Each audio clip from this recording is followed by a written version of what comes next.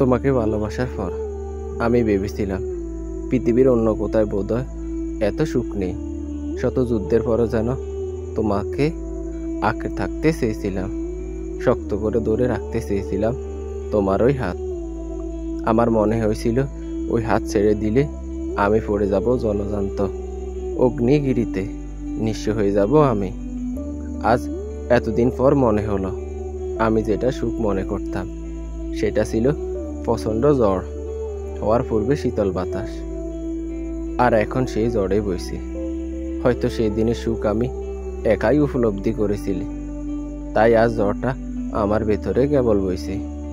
যে হাত দুটো ধরে রাখার আমি তীব্র চেষ্টা করছিলাম, সে হাতগুলো আমাকে অজানা এক শহরের দিকে নিয়ে গেছে, যেখানে কেবল হাহাকার, শূন্যতা শূন্যতা। এই শূন্যতার শহরে আমি প্রবেশ করেছি, যাত্রাপথে ছেড়ে দিয়েছি চেনা মুষ্টিবদ্ধ হাত।